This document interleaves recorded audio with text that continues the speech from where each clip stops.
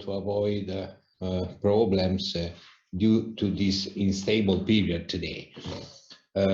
So let me share my screen with you.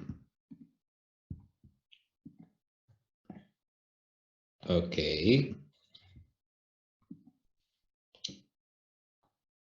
This is the topic of the lessons of today, and we will talk about a very interesting class of materials which are called shape memory alloys, SMA. They do belong to the wide class of so-called smart materials. So this means that shape memory alloys are not exhaustive of smart materials, and we will make some minor example of other solution, but they are nevertheless the most important for us if we do have in mind the possible and the existing engineering applications. So let's go on. And first of all, let us to define what is a shape memory alloys. We are talking about metallic alloys. These metallic alloys, they do have a special feature. I mean, they can undergo through a solid to solid, so no liquid phase is involved, just solid phase transformation, and I will be more precise later on, which can give to us the possibility to recover very large strains. One commercial alloy is very important for us is the so-called nitinol. We will define these alloys in a few moments. These phase transformations, which can exist and which are responsible of the shape memory behavior, involves in the solid phase the possibility under certain conditions to have atoms arranged according to an austenite phase and atoms arranged according to a martensite phase. Let us say two things. First of all, the so-called austenite phase, solid phase, is the phase stable at high temperature. Here we need to define what does it mean high temperature, but we will see the figures. The martensite solid phase is the phase which is stable at low temperature. These two terms that we are going to use in this chapter, they have the same meaning we have found when we talk about steels. So, for example, if we say martensite in shape memory alloys, we are not referring to sobra-saturated solution of carbon in iron, as it happens in steels, which gives to us the metastable martensite phase in steels. But, and I don't want to go too much inside because this is not necessary, but in this case, the terminology we are going to use, it is essentially referred to the possibility to have atoms arranged into a cubic crystal structure, and this is the case of austenite phase in shape memory alloys, or atoms which are arranged according to a monoclinic crystal structure, and this is the case of martensite, which can be deformated, giving rise to the so-called twinned or detwinned martensite. So we are talking about metallic alloys which can exhibit under some certain specified condition these two phases, and which can move again depending on specified condition through the austenite or martensite phase, or through the martensite and then austenite phase. These two phases, which characterize, generally speaking, but in this specific, the nitinol alloy, which is interesting for us, the stable phases inside the shape memory alloys, they do have different properties. For example, austenite has a FCC structure, is inelastic, it's quite hard. The martensite instead is elastic. It is a complex structure with the twinning phenomena, and if compared to the austenite, as we will see from some values of the mechanical properties, it can be considered more soft. That is, it's more easy to the form to put strain on the martensite instead of on the austenite phase. These kind of materials, they have been studied since many years, but the really breakthrough was obtained in the 70s when at the Naval Ordnance Laboratory in the USA, the nitinol alloy, which is a nickel titanium alloy, so if you have in mind these two elements, nickel and titanium, you can understand why, apart from the specific properties, this is a material which is very interesting and used also in the aerospace fields. I said that in the 70s, the nitinol alloy, the properties of the nitinol alloy was essentially discovered, and then in the 80s, first applications, not in the structural use of these kind of materials, but essentially for implants, were developed, and then further on, all the other ones that we will talk about. So it's more or less 40 years on the time scale, the timeline, that we know which is the specific and special behavior of these, say, shape memory alloys, especially those which are belonging to the nitinol class. Which qualities do they have? And which is the reasons because of they are interesting for us?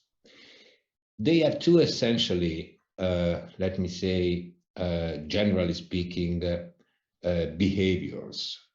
And this is referred to the standard nitinol alloys, as well as also to other composition, copper-based, for example, which is not so more interesting for our applications.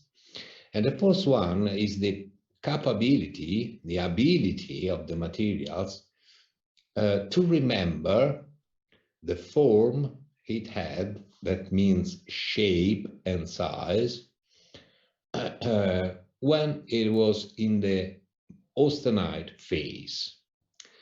And what it can happen is that if we have these materials starting in the austenite phase, we can use a thermal cycle. By this thermal cycle, that is by cooling the materials, we can allow the solid state transformation from austenite to martensite.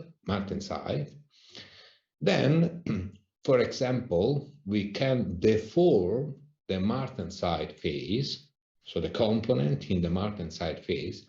And what is going to happen with a sort of limitation is that if we are going to rise again temperature, that means giving heat to the martensite component, the original shape and size of the materials as it was in the austenite stable phase is recovered.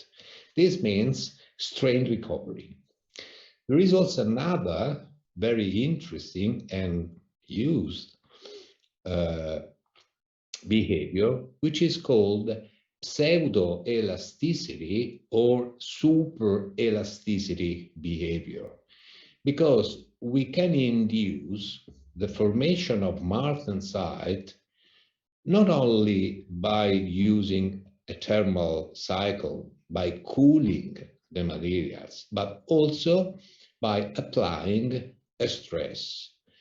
And then when we remove this stress, the transformation martensite to austenite can happen again. So we start with the materials, that is the component, on the austenite phase. Then we can induce the formation of martensite by cooling the materials or by applying a stress. In the first case, when we are going to cool the materials in order to have the austenite, we need to heat again the materials to get the original austenite phase, so recovering the original shape and size. In the second case, which is the case of pseudo-elasticity, we need to remove the stress in order to let the martensite to transform alone spontaneously in austenite and then recover again the imposed stress. Here, strain, sorry. Here you find the figures, which is reported in under the chapter of pseudoelasticity. You see strain up to 8%, which can be recovered. If we want to speak generally, apart from some secondary effects, which are called amnesy, we will see that, but we are able to impress on the materials, let me say in this way, strains which are up to 10%, and then these strains which are imposed during the martensite stable phase presence can be fully, apart from the amnesy, recovered when the martensite is forced to transform again in austenite. So you see that they are very interesting, because something which is around 10% of recoverable strain is not a common or a usual behavior in materials that we know, even though we are looking to metallic alloys. When we talk about strains, we can remember, generally speaking, that we have recoverable strain, we call it elastic strain, and unrecoverable strains, which are strains present during plastic deformation of materials. So if we would like to make a sort of comparison in order to understand if this 10% of recoverable strains in shape, memory, alloys is a relevant number or not, we could make a comparison with the recoverable elastic strain of any metallic alloys. And if you remember, for example, the way in which we define conventionally the yielding stress of a ductile materials, you can remember that we define conventionally these yielding strengths when we do have something which is 0.2% of permanent strains. So if we are looking to the recoverable elastic strain of conventional materials, if we are very, very lucky, we could say, well, these conventional recoverable elastic strains are something around maximum 1%. Really, they are lower than 1%, some 0.34%.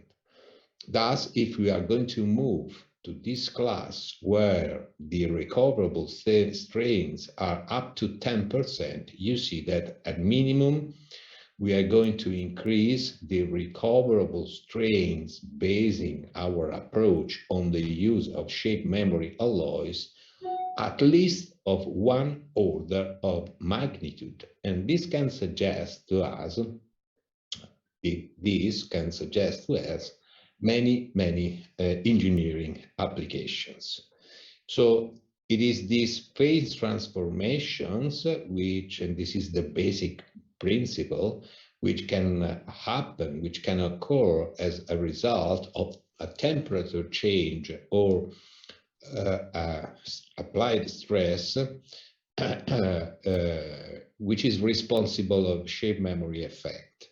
This means also that not all materials can exhibit the shape memory behavior. So we have defined composition of materials which can exhibit to a different extent, and I mean different extent means different top value of recoverable strains, the shape memory behavior. Basically, if we look to the shape memory behavior activated by temperature, we do have essentially the here represented graphically 3 steps.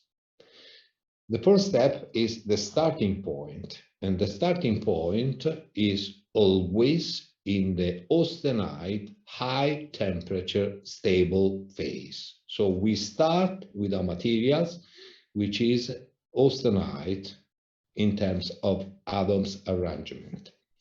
Then we cool the materials.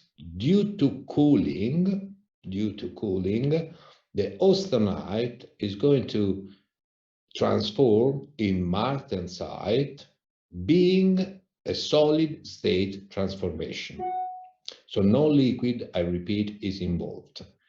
Then the following step is to deform, that is, apply strains to martensite.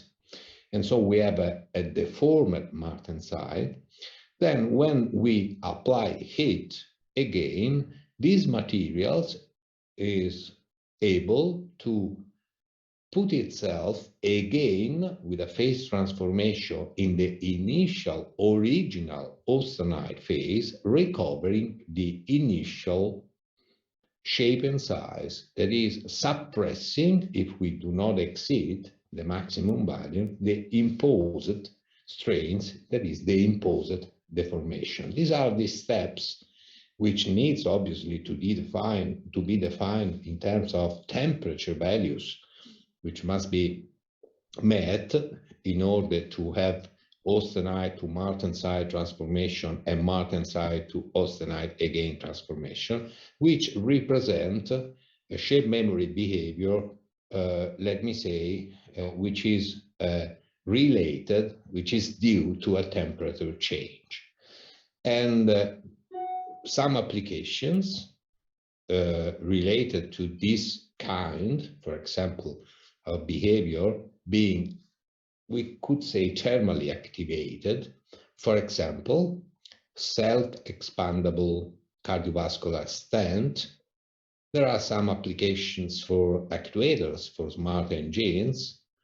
There can be application in couplings or in flaps that change direction of airflow depending on temperature, for example, for air conditioners. Just some examples, then you will have some pictures.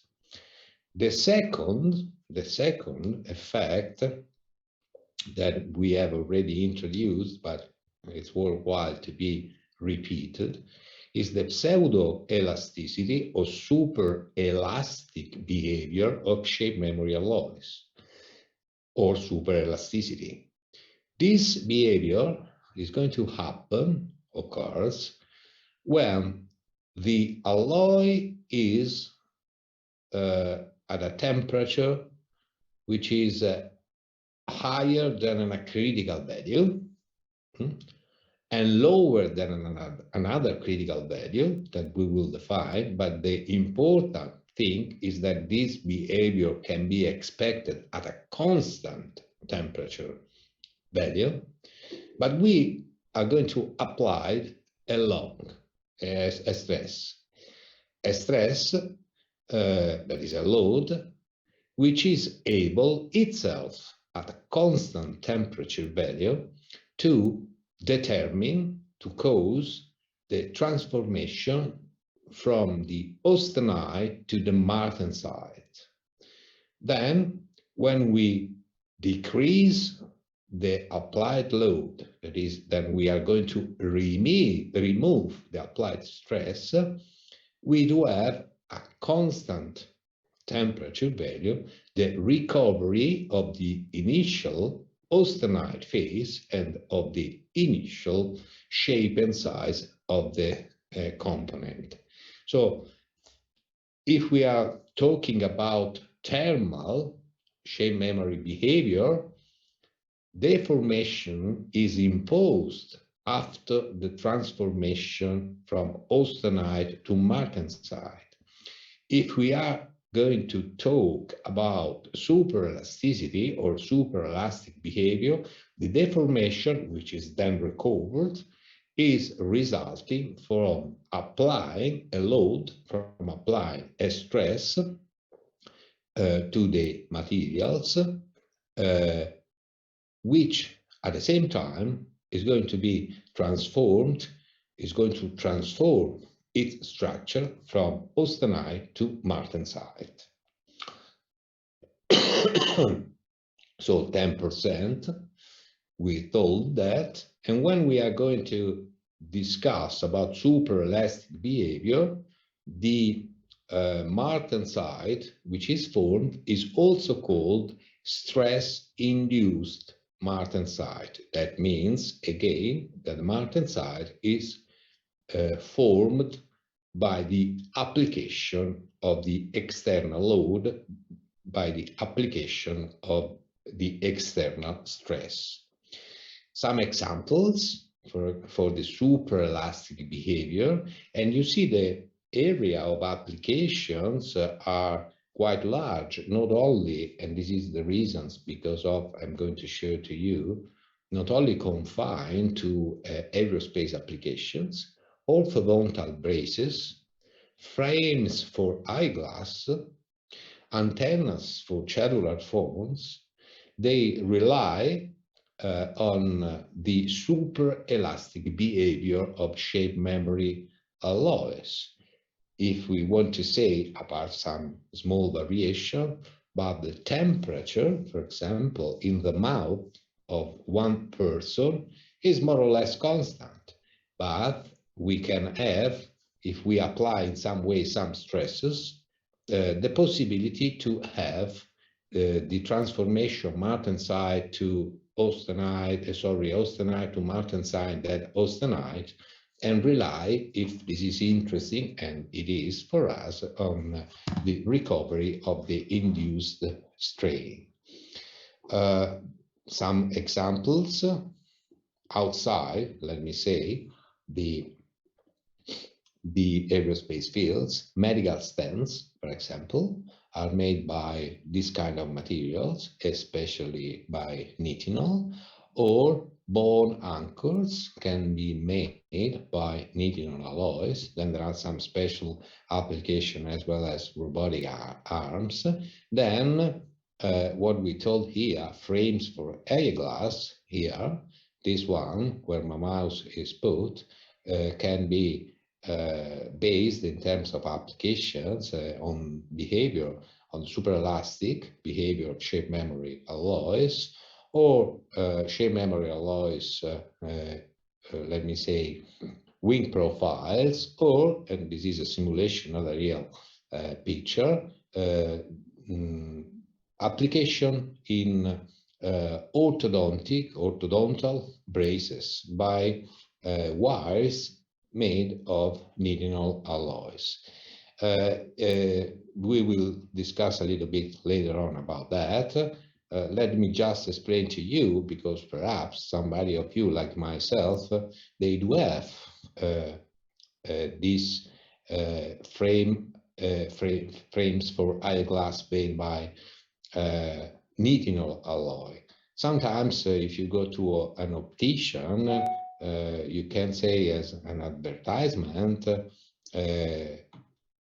that these components are made by titanium alloys. When they do have a shape memory effect, they are not pure titanium, but they are titanium nickel, that is, they are titanium alloys. So what it can happen? If you apply a stress to one of these components where my mouse is on, they can deform itself. Then they can recover the original shape and size when you eliminate the stress, so when you eliminate the applied load. And so what is going to happen is that at constant temperature, for example, room temperature, if you apply a stress, here you have inside the transformation from austenite to martensite and deformation at the same time. This is a superelastic behavior. When you remove the load and then you remove the applied stress, without applying any other load, the frame height will go back to the original, let me say, shape and size, by resulting inside the materials the opposite transformation. The formed martensite during the application of the load will transform itself again in austenite, so recovering the original shape and size. Let's have a look through the shape memory behavior, which is activated by temperature. The general description of this kind of behavior is made by a very simple diagrams like this reported on the fourth picture. You have on the x-axis temperature, and on the y-axis the percent of martensite.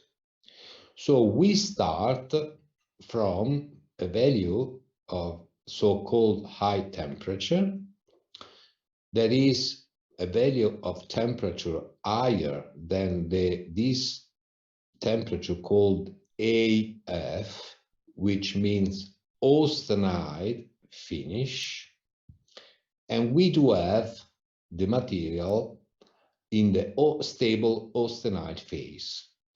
Then if we are going to cool, so to lower the temperature, we are going to move ourselves on this part of the diagram.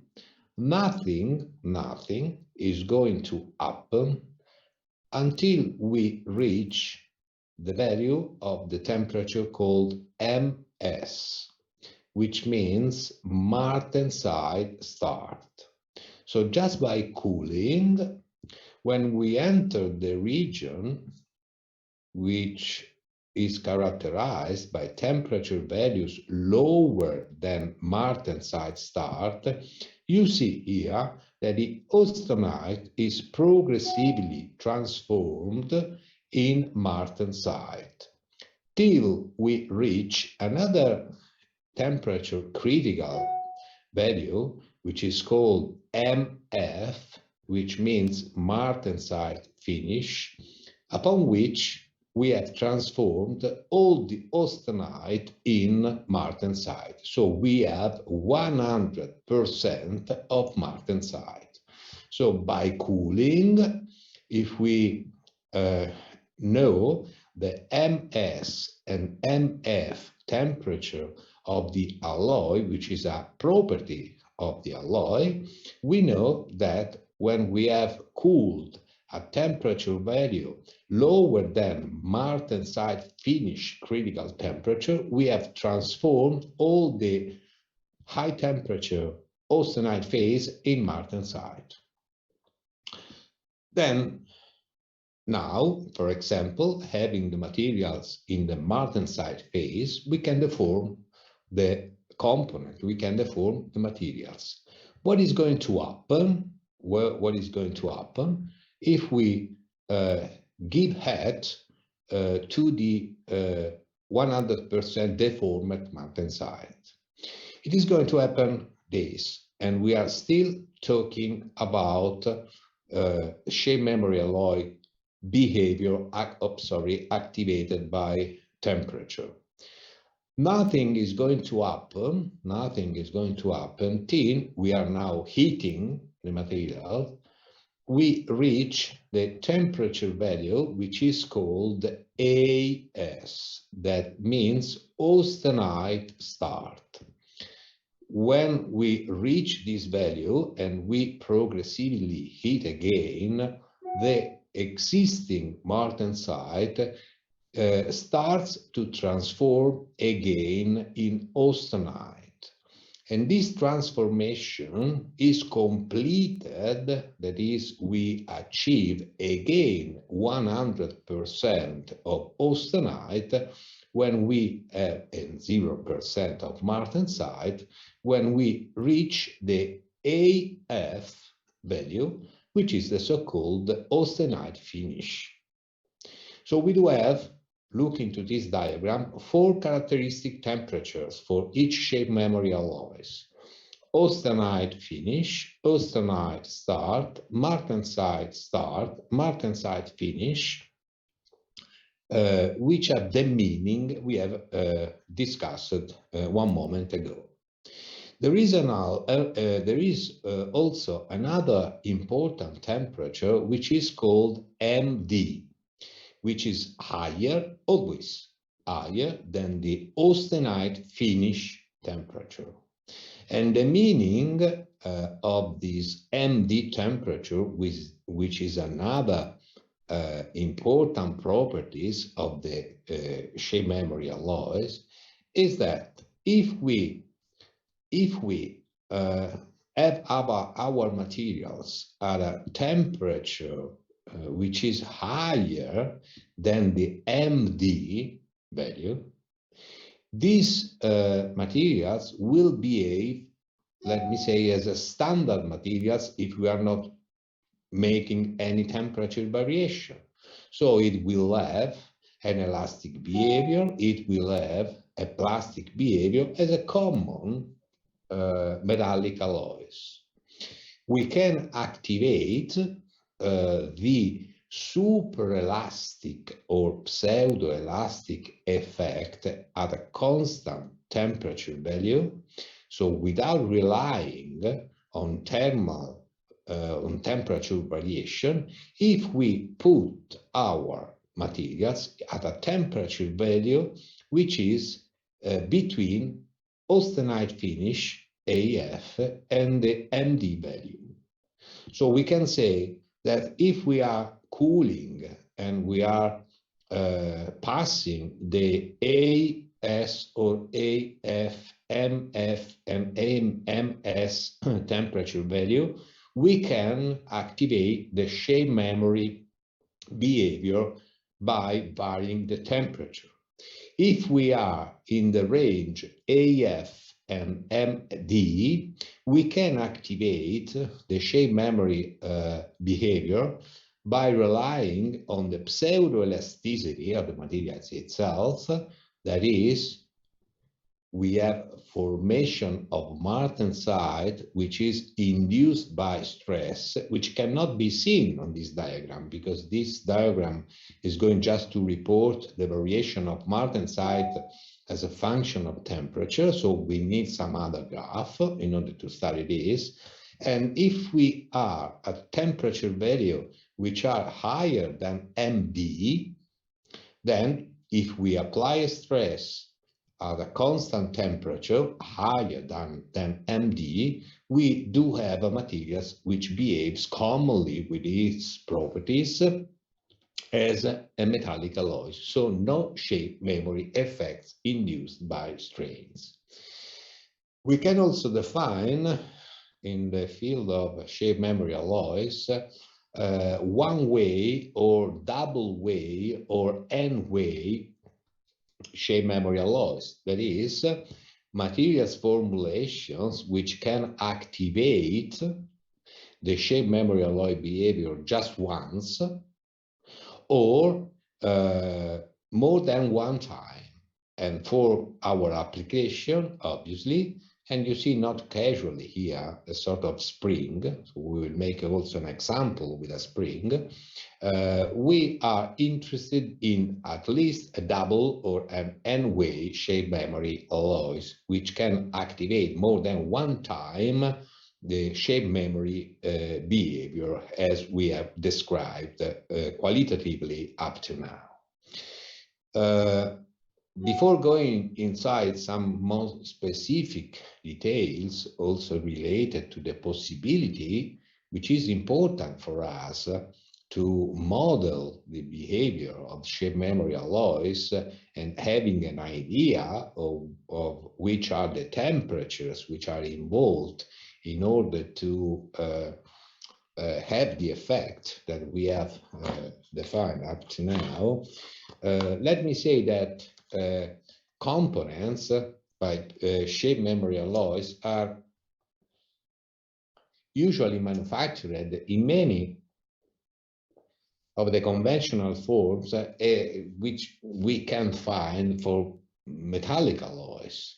So, for example, wire, round or flat wire, or rolled sheet.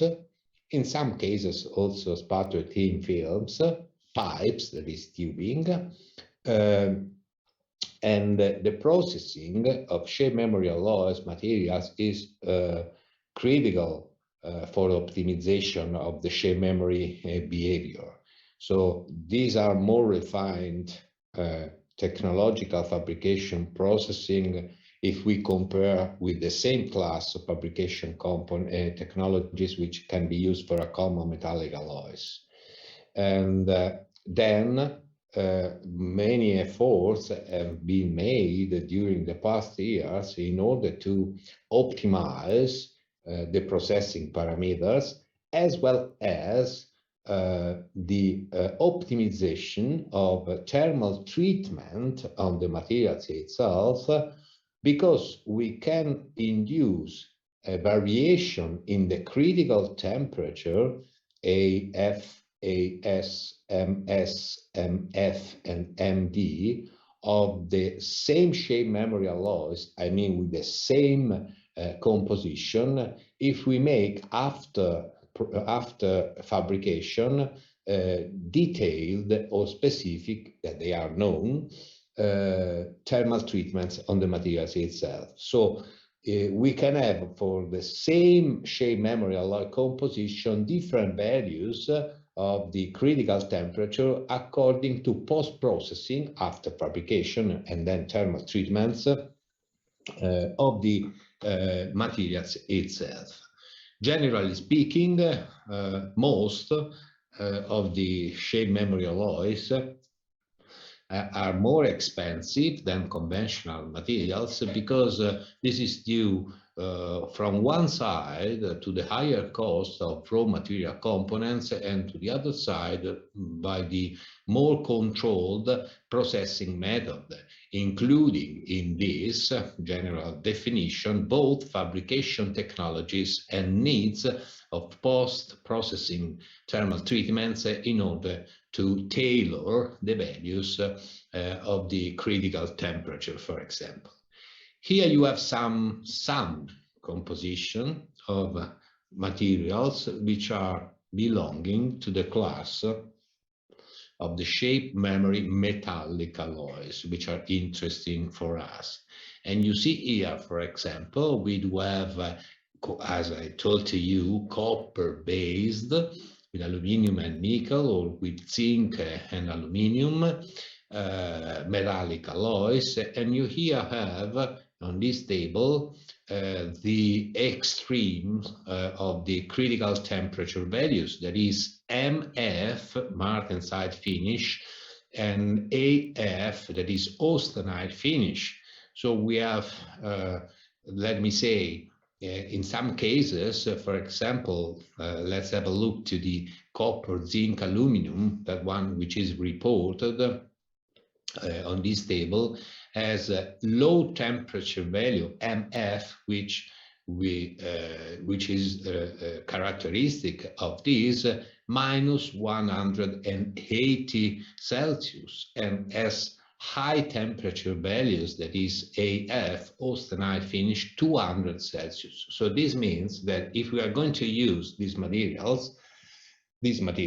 we must cool in order to have the complete transformation of austenite into martensite at temperature value which are lower than 100 minus 180 Celsius. And then when we are going to heat, in order to let the martensite to be transformed again in austenite, we must reach at least 200 Celsius. The last column is the width of the hysteresis cycles, that is, these cycles that you see here, which has the form of an hysteresis cycles. I have a look, for example, to nitinol, in which we can have values of low temperatures which are not so low, not minus 180 Celsius, but minus, for example, 50 Celsius, and higher temperature values which are around 110 Celsius. So this is one case with this kind of composition, 49 per atomic percent, sorry for the Italian, but this means atomic percent of nickel and 51 atomic percent of titanium. This is just one reference value, but as we will see, we can have, according to post-treatment and thermal treatment of the materials, variation of these extreme values of temperature.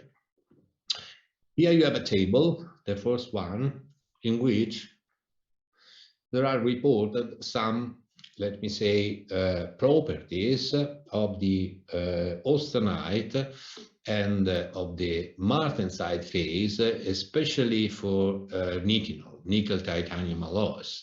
As you can see, have a look, for example, on the yield strength, or have a look, for example, to the Young modulus. You can see even though this is expressed in pounds per square inch, but you can see what we told at the beginning, that is the austenite phase is more hard, so is deformed with much difficulties.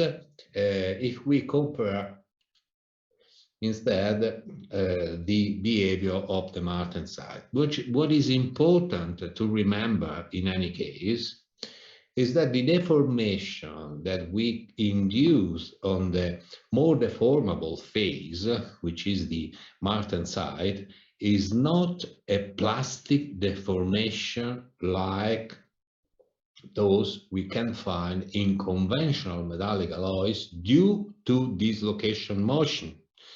Dislocation motion gives rise always to non-recoverable deformation. In this case, we do not have during the deforming step of the materials itself, both in the case we are talking about share memory alloy behavior activated by temperature change, or share memory behavior activated by applied stress. We are not talking about deformation due to dislocation motion, but they are deformation which are related, and this is enough for you, related to the let me say variation of the martensite structure from a twinned and detwinned internal arrangement. And this is a deformation which must not exceed, generally speaking, 10% in order to be completely then recovered when we activate the transformation from martensite to austenite.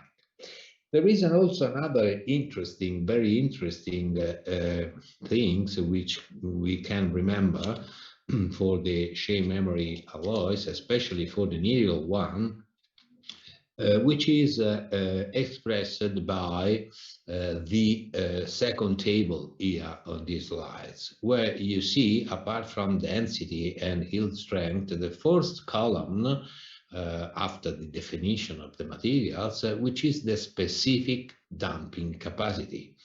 If you remember, when we discussed about damping capacity of materials, we had in mind the possibility that, let me say, a general material during the part of its elastic behavior is able to allow energy dissipation. What does it mean? It means that if we have in mind a standard stress, strain, tensile diagram, and we do have this kind of behavior, when we are going to load our material, to apply a stress to our material without exceeding the elastic limit, the loading curve, when damping is present, is not the same of the unloading curve. And the quantity of energy which the material is able to retain, to absorb during the loading part of the stress-strain curve is higher than that which is given back by the materials itself when we are going to unload. So we do have, in this case, a sort of hysteresis cycle. Well, if we, and the area of this hysteresis cycle represent energy loss. So if we have in mind our conventional materials, the conventional materials, they do have an hysteresis cycle width, which is essentially neglectable, except for two materials we have studied some time ago. One special magnesium alloys, which is called K1. That is, this is an alloy with of magnesium with zircon as a alloying element in the range 0.7% up to 1%. And except for a class of materials which are not belonging to the class of metallic alloys and which are the elastomeric-based materials. In these two cases, so K1 magnesium alloys and elastomeric polymers, we said some years ago that the quantity of energy which can be lost due to hysteresis is not neglectable. And we defined at that time a damping coefficient or a specific damping capacity which give rise, let me say, to a calculation on how much is the percent of energy which is dissipated. And so if we look to the class of metallic materials, we can say that for the K1 magnesium alloys, we do have a specific damping capacity, which is very interesting, is around 50%.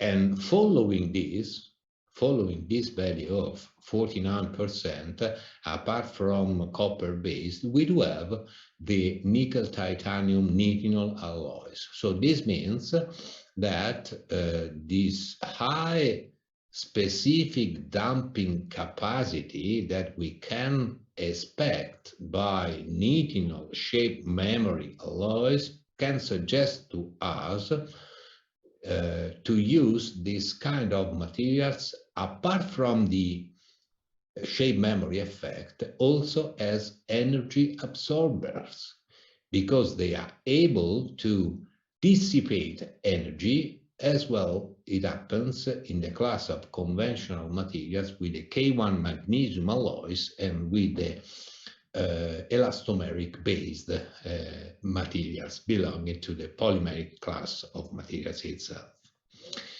Some other properties, just to give to you an idea of nickel titanium, in this case compared to copper based, the most interesting copper, zinc, aluminum, or copper, aluminum, nickel. For us, I repeat, the interesting, let me say, SMAs, shell memory alloys, the interesting shell memory alloys are the nickel titanium based. Now, let's describe qualitatively what we have said, looking to the thermal behavior, that is, to shell memory behavior activated by temperature change. And here you have three different or possible, if you want, case. Let's have a look to the first, which is that related or by this black thick arrow, in which you see we are for a materials which can exhibit a shell memory behavior at a temperature value which is higher to of the MD value. You see here, if we are going to stress, that is to apply a stress to these materials, we do have a sort of a standard response. So no shell memory alloys, because we have elastic behavior, then we can have plastic behavior according obviously to yielding strength, in this case of austenite. And so maintaining the temperature constant at values which are higher of MD and applying a stress, we do not see any shape memory effect. The things is not so happening when we are, and let's have a look to the second case, this one, at a temperature value which is lower than the martensite finish temperature value. So this means that here we are all the materials which is 100% martensite. So if we apply a stress, you can follow the arrow of my mouse, we have a resulting deformation. When we remove this stress, we have a residual deformation. Then, if we are going to rise, follow the arrow again of my mouse, the temperature, you see here that nothing is going to happen to the deformation, that is to the strain, till I reach the AS temperature value, that is the austenite start temperature value. Here, the martensite is starting to be transformed again in the original austenite phase, and is this transformation of martensite to austenite which is completed at when we reach the austenite finish temperature, which allowed to us to recover, if we do not exceed 10%, just to have an upper limit, recover all the imposed strain when the materials was deformed at a temperature value lower than the martensite phase.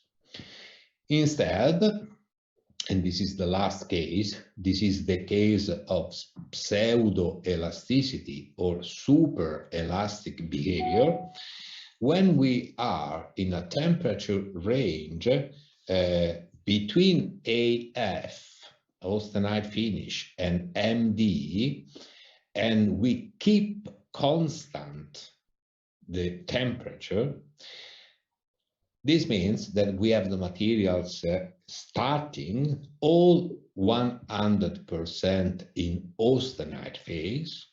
If we apply a stress, follow the arrow, we have the possibility to have two effects. The first one, after overcoming a limit stress that we will learn how to calculate, we can activate the transformation of austenite to martensite. That is, we are going to let the stress-induced martensite to be formed. At the same time, we are going to apply a stress, so we are going to deform the material itself.